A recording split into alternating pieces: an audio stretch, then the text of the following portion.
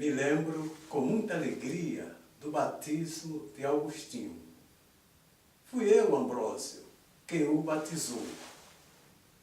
Agostinho nasceu em Tagaste, cidade da Numídia, no ano de 354. Educado em Catargo, intelectual brilhante, tornou-se professor de retórica em Milão, no ano de 383. Converteu-se à fé cristã graças à minha pregação, pois antes era adepto ao maniqueísmo pelo período de 10 anos. Que falta de juízo! Batizado na Páscoa, no ano de 387, e no ano de 391, foi ordenado sacerdote em Hipona, onde ficou pelo período de vários anos, e no ano de 396 foi nomeado bispo de Hipona, onde permaneceu até a sua morte, no ano de 430. Agostinho deixou um grande legado.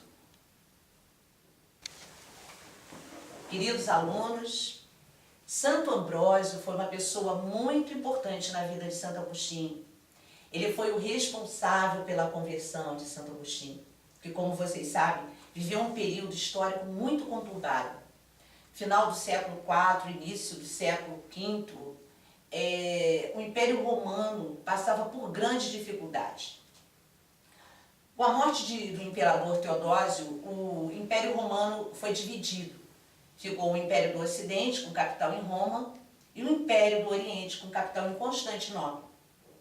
Essa divisão acarretou vários problemas, inclusive para o Império do Ocidente, a invasão dos bárbaros. Essa invasão trouxe um povo que trouxe uma nova cultura, que trouxe novos costumes, que acarretou muitos problemas a essa sociedade romana, que começou a buscar na igreja o seu refúgio.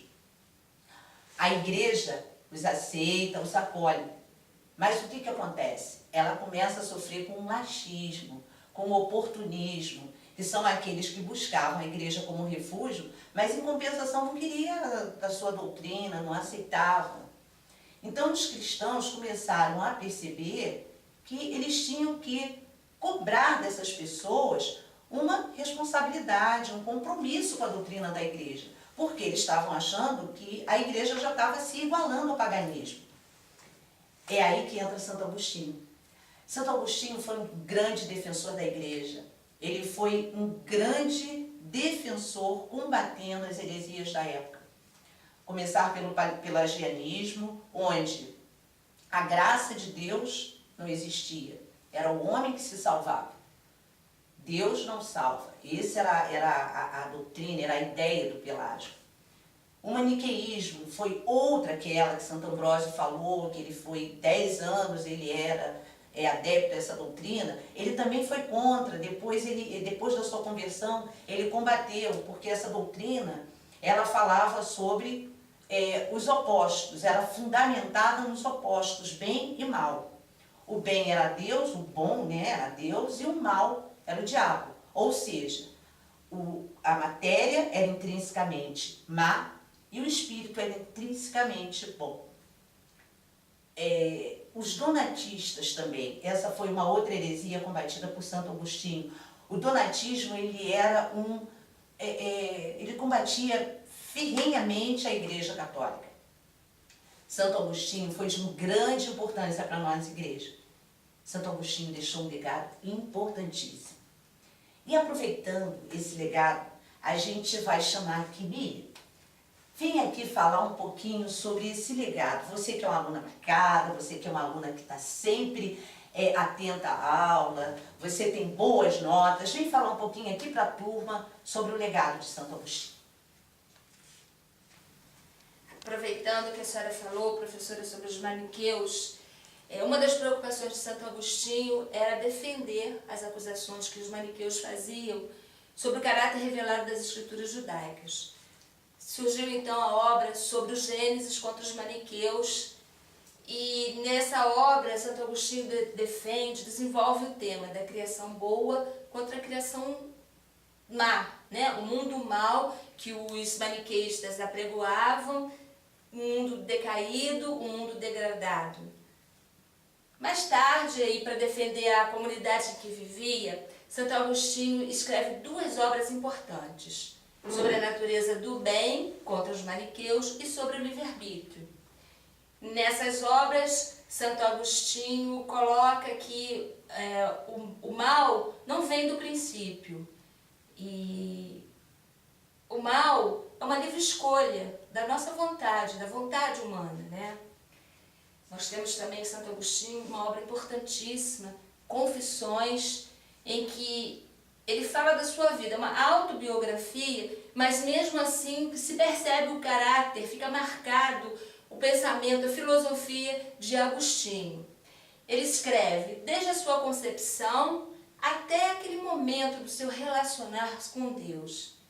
Importante nessa obra, no final tem um longo discurso sobre o Gênesis, e ele nos ensina a interpretar a Bíblia. Muito importante também uma obra capital de Santo Agostinho, Cidade de Deus. Essa obra, escrita de 413 a 426, um período muito longo, né? Mas ela nos dá uma síntese do seu pensamento filosófico, teológico e político.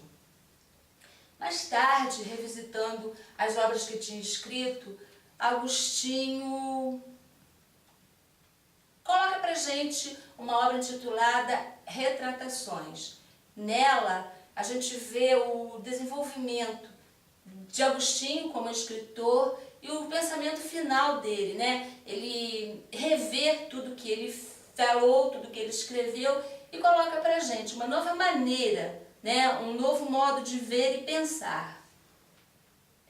Santo Agostinho também escreveu muitas coisas, muitos tratados teológicos, filosóficos, usou diversos gêneros literários, cartas, sermões, escritos sobre a Bíblia. Foi um escritor prolífico, não posso deixar de falar essa palavra, um escritor prolífico, um escritor fértil.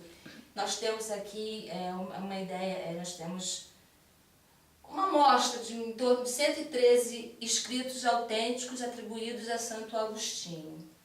Importante também falar que ele é conhecido como doutor da graça. Ninguém falou sobre o tema da graça como Agostinho. Vocês lembram de Pelágio? O homem se salva por si mesmo, não necessita da graça. Pois é, Agostinho aprofundou intensamente nesse assunto, deixando para a gente a necessidade da graça e a gratuidade da graça. Por isso, ficou conhecido como o doutor da graça. Enfim, Agostinho foi um homem de uma visão transformadora, uma visão ampla, e às vezes eu fico pensando, né, frases tão lindas, num sentido tão profundo, eu paro, penso, parece que eu escuto Agostinho falando. Tarde amei, ó beleza tua antiga, tão nova. Tarde amei, eis que habitava em mim, e eu lá fora procurava. Não basta fazer coisa boa, é preciso fazer o bem. Não há lugar para a sabedoria onde não há paciência. A salvação é possível com a separação da matéria e do espírito. Ter fé é se dar uma folha em branco e deixar Deus escrever o que quiser. A medida do amar é amar sem medida. Pois é, queridos alunos, hoje nós aprendemos um pouquinho sobre esse grande santo da nossa igreja, que com a sua linha de pensamento veio transformar a visão do homem medieval em relação à nossa igreja. Um grande filósofo é professor da PUC de São Paulo, teólogo, Carlos Arthur Nascimento. ele diz que Santo Agostinho deixou para a gente uma tríplice herança, que ela pode ser caracterizada como uma ideia cultural, uma síntese doutrinal e uma orientação filosófica. Muito obrigada, Santo Agostinho. Até a próxima aula.